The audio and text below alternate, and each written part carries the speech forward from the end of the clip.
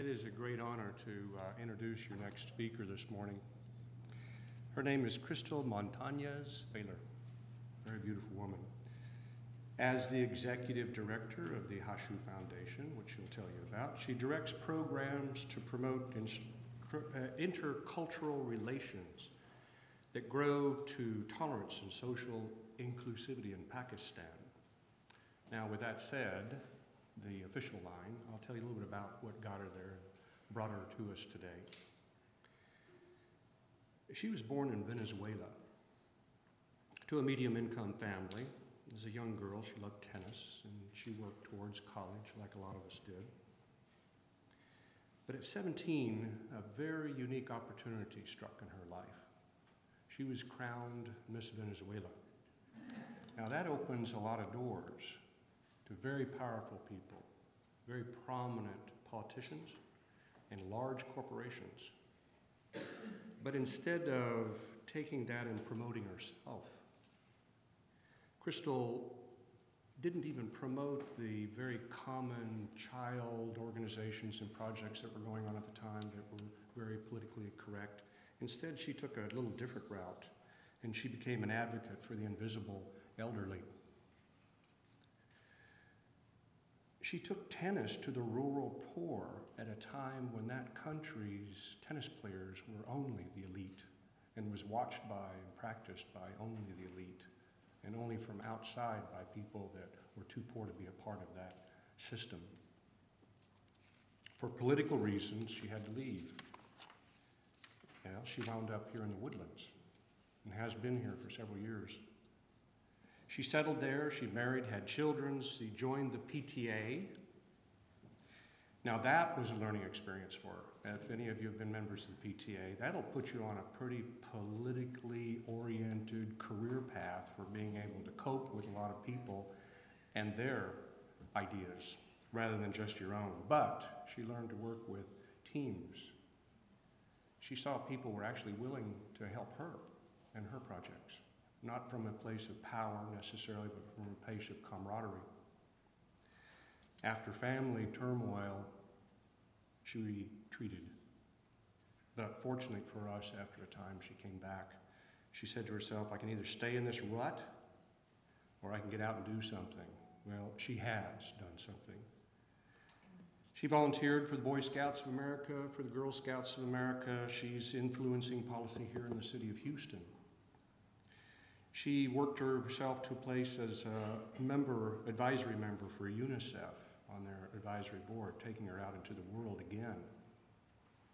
She's a board member of, or was a board member for Living Water International. Now she influences international policy. So many successes, and yet she's the first to admit that her mistakes were the biggest catalysts in her life. Very powerful place to start any goal. She's here to tell us more. I think you're going to be fascinated. Please help me welcome Cristal Montañéz.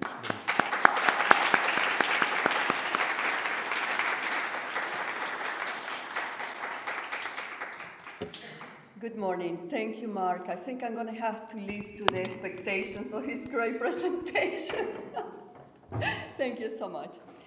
Today, I want to share some experiences with you regarding my life as a humanitarian and my new career for the last 5 years directing a non-profit organization that is headquartered in Pakistan, funded by a Pakistani family. The name of the foundation is Hashoo, and I'm going to go real quick through some slides so I can give you a background on the project that I want to talk to you so you can see why we developed the project and why. The project has to do with honeybee farming, and we continue talking about food. In this case, one of the most holistic products produced by nature. So the Hashoo Foundation, our mission is to enable communities by facilitating opportunities for them to be sustainable by themselves. We have two main chapters, one in the United States, which is a 501c3, and one in the UK. I'm going to go real fast, so you could please bear with me. The foundation focuses in 4 core areas of development: economic development, skill development, education, humanitarian, and assistant reliefs.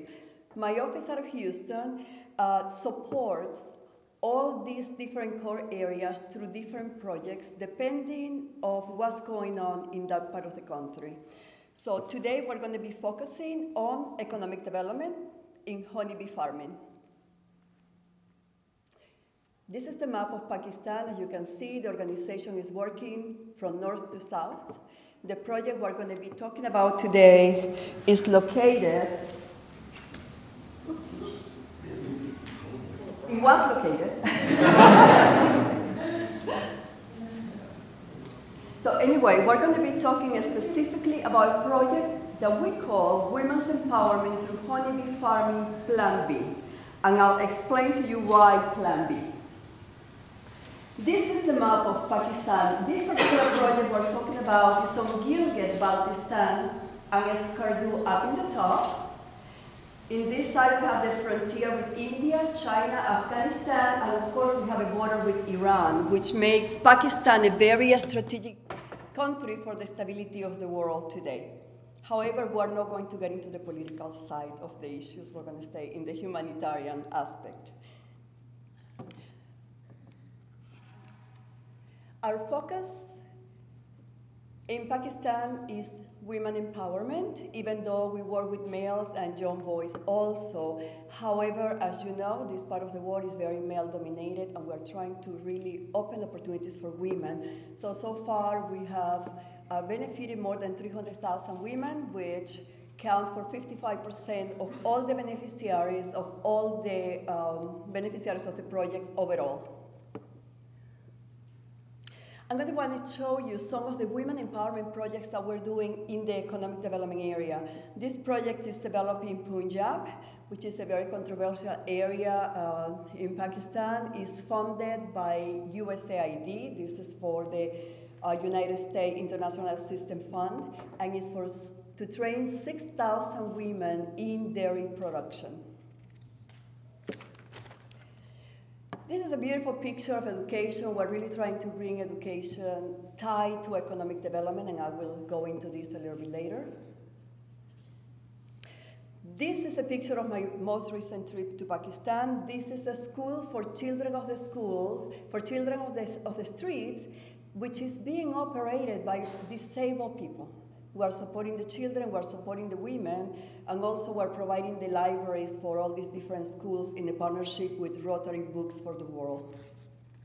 We're working with the Afghan population in Pakistan. We are the only organization funded by the US State Department through the US Bureau of Population and Refugees and Migration grants. This is actually our IT and communication class. As you can see, these next few pictures, you're going to see very conservative society to a more open. Those 2 girls that were with me on the picture were 2 Afghani girls, but this is also an Afghani girl. That is a benefit of one of our programs. In the same women empowerment, we train teachers from other different organizations across the country in Montessori and early childhood development. And these are some of the teachers that were graduating that particular day. This is last June this year while I was in my first trip this year to Pakistan. I've been there twice in 4 months, which I've been very blessed to be able to do that. This is we're forming women in a very male-dominated society and bringing them to the front of management. This is a hotel management training program and English classes that we're going to see, IT computer English, which is tied to hotel management training programs.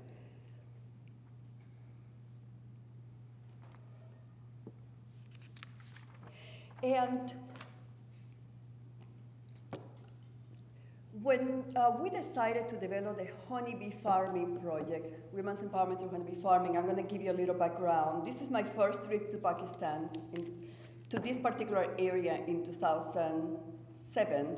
Sarah Hashwani, who is the chairman of the foundation, the youngest daughter of the founder, we took a trip together with a youth ambassador from the US and a team from Pakistan. Fascinating mountains, the Himalaya range of mountains, very desolated and remote places.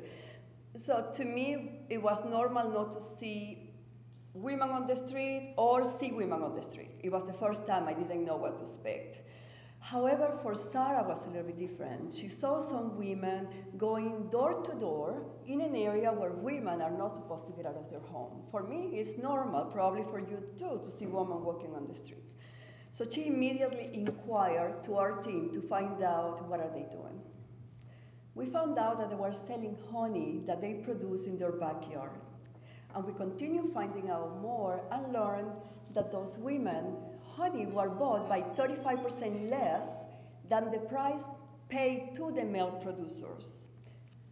Therefore, we decided to look at, okay, what are the challenges in the region if we want to create a project to help solve the inequality opportunity in economic development in a particular region, which is very male-dominated. So we look at the extreme poverty. We realized that there was only subsistence farming, tremendous unemployment, of course, gender inequality in a very conservative society. However, the idea of solving the inequality, gender inequality problem stayed with Sarah, and she proposed this incredible project. I want to share with you a clip of what the project looked like. It's a few minutes from the beginning and the area of the world where this project is being developed. The first part of the clip is actually from the BBC World Challenge.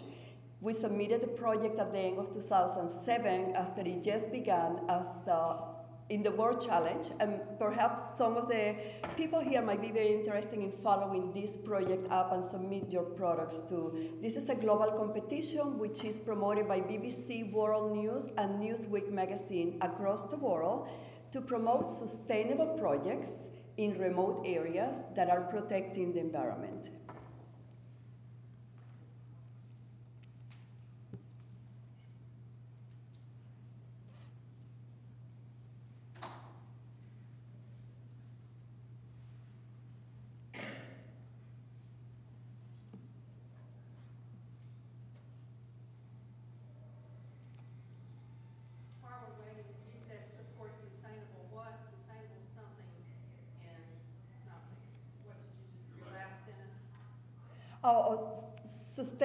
Promote sustainable projects that are promoting projects that sustain the environment, that do not pollute the environment. The main sponsor for this huge global competition is shale oil. So one of the shale missions supposedly is to promote clean environment and environmentally sound projects.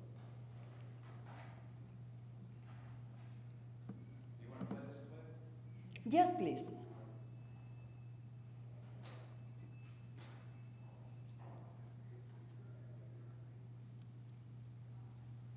Cristal, while we're waiting for that, how many people have been impacted? Yes, I would like to go over a little bit later, Barbara, is that okay? So we can see a progression of the project. Thank you.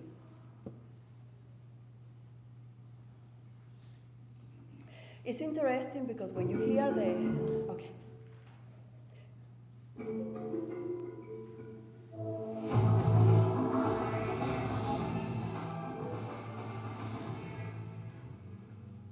Well, this year's nominations were heavily geared towards food production. That's hardly surprising given the global rise in food prices.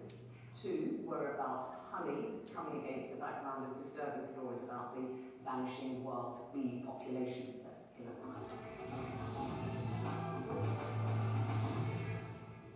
This is Gilgit. It was once a thriving trading centre on the ancient Silk Route. Today it's not on any main route, and tourism has slumped with the country's political instability. Getting products out of here adds to costs. As a result, most of what is produced here is eaten here. That's called subsistence farming, and subsistence means poverty.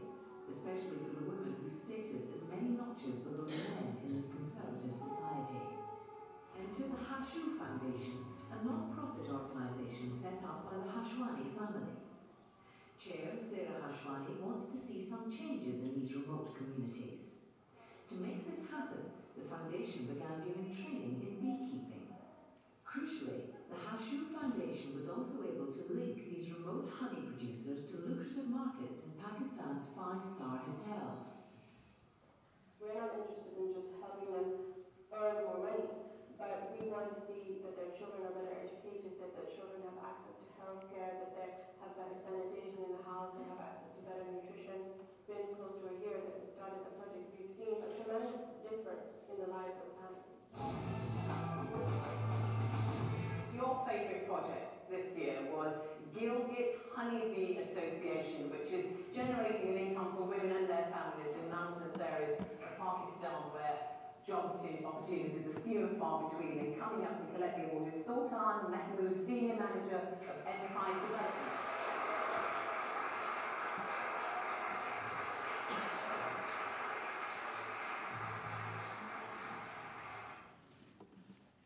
If we can please go to the next slide, thank you.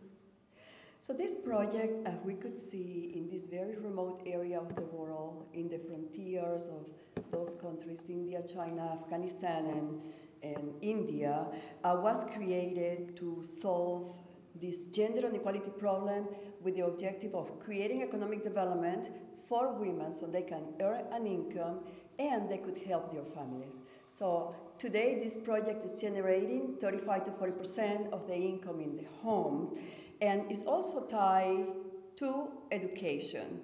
So if we could please go to the next slide. Thank you. So what were the next tasks that we have? Taking this social enterprise to the next level. It was to pursue a sustainable integrated approach to alleviate poverty, enterprise development, training, and access to quality education for boys and girls, which is key in this part of the world.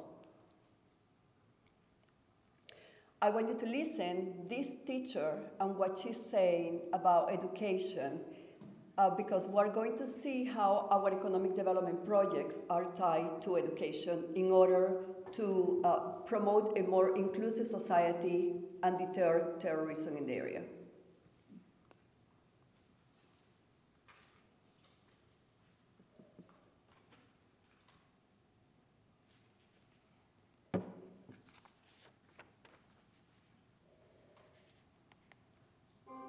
The Hashoo Foundation is helping women from every region of Pakistan, irrespective of their Excuse me. backgrounds, to become earners and providers Hello? rather than rely on That's not a clip now. Their mission is not just to train women in appropriate skills, but to help change the conservative mindset of their husbands. The clip has a woman in the front, the picture, and is right before the slide that we just saw, taking social enterprise development to the next level. This area is very conservative. There is the possibility of militancy and terrorism in the future.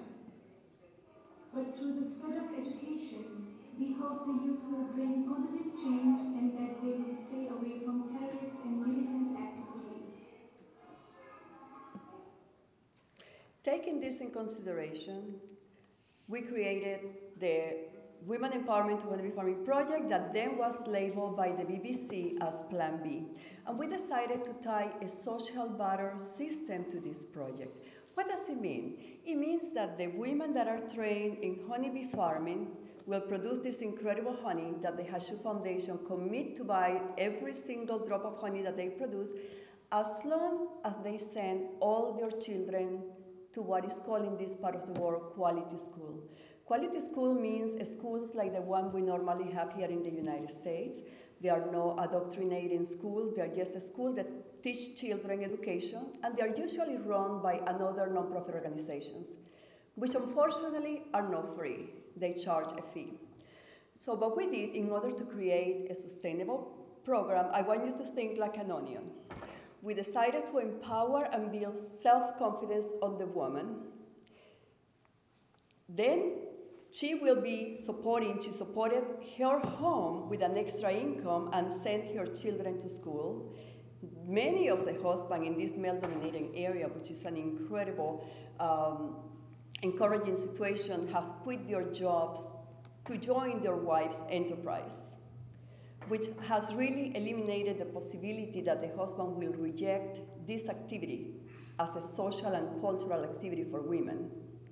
So as a result, honeybee farming in Gilgit, Baltistan extended now to Chitral, close to the northern western frontiers, and Skardu and Honsa is an activity which is considered socially and culturally acceptable for women as a business. So at this point, this project, we started with 50 women in, would you please go to the next one?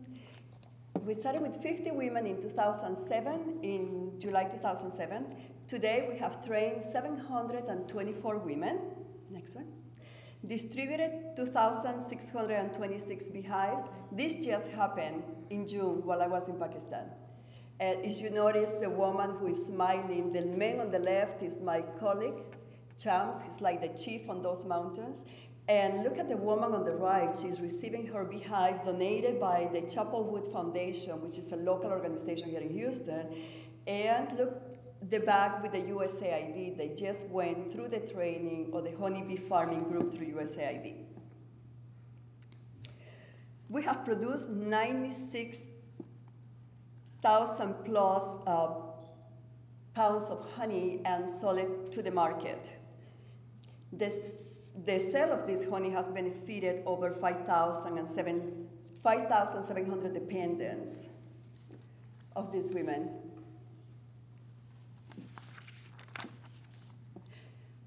This is our beautiful honey. I want to see the next slide so you can see our mountain honey packaging today. We've been going through many changes. But this beautiful honey pays for education. It's paying right now for the education of 1,200 girls and boys that are going to school. So what's happening with this project is the women are being trained. They are organized in clusters so they can socially work together. Hashoo Foundation buys the honey through the cooperative and association of honey producers that we create. They sell the honey to them. We buy from the association. We pay $5.60 per kilogram. We resell it to the five-star hotel and airlines market at $6.60. So we have a $1 profit margin, which we reinvest in the project, because Hashoo Foundation donates the beehives and the inputs for this project.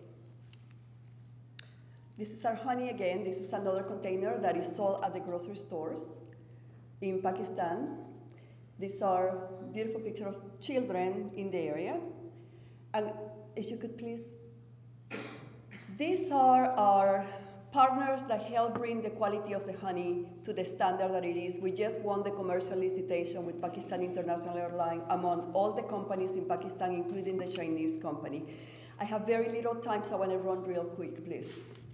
These are our commercial partners that we sell the honey to. This is our honey sold that it travels in PIA International Airlines. In 2010, unfortunately, this project was totally wiped out and destroyed. We lost 762 beehives, 435 women were affected. However, our USA partners, which you probably know many of them, Chapelwood Foundation, Rice Microfinance, the University of Houston Microfinance, University of St. Thomas Microfinance Program, students in the area of Houston has helped rebuild this hotel. So if we go real quick through the pictures, this project is being funded, please go next, by shows and activities that the students at Klein Forest High School are doing, please. This particular project is being funded by the Chapelwood Foundation. This project is being funded by students at Brown University.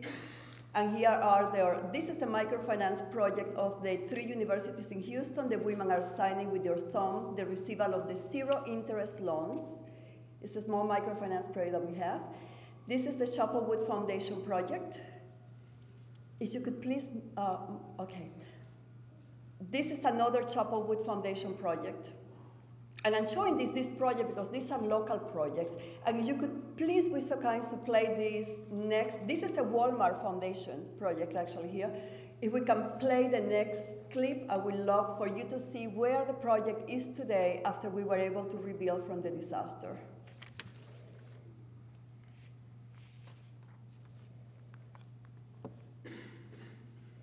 And when I say disaster, I don't know if you remember in 2010, it was the worst monsoon floods in Pakistan. Hashoo Foundation is helping women from every region of Pakistan, irrespective of their ethnic background, to become earners and providers, rather than rely on handouts and resort to begging in the streets. Their mission is not just to train women in appropriate skills, but to help change the conservative mindset of their husbands.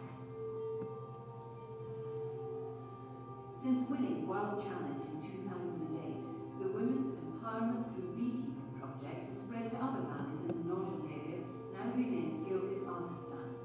To date, more than 600 women have been trained. Here in the area, literacy rate is very low. And the employment opportunities are very rare. But now, with the help of such projects, the women who come together with the men in their to work shoulder to shoulder. And I think it's a good honor. This group of 15 women trainee beekeepers are on the second day of a one-week training course. On completion, they'll be awarded the tools needed to start their business. Before we were trained, when a bee came to us, we were scared stiff. Now we feel very comfortable with them. We think of them as our children. We love them. The 5 men on the course are learning how to support the women in the heavy labouring work involved when hives have to be transported to follow the blossom season as it progresses through the valleys. Beekeeper Hamida Abuzar and her husband have 4 children, one of whom has left the valley to study in the capital city of Islamabad. But the fees are a significant expense for a mountain family like this. Before my wife started her honey business, I faced a lot of problems to earn enough to pay my son's college fees. Now she's earning money. It has taken the financial strain from me as we both share the expenses of our home and family. Thanks to her business, we are leading a happier and more peaceful life, and we have also become much closer to one another.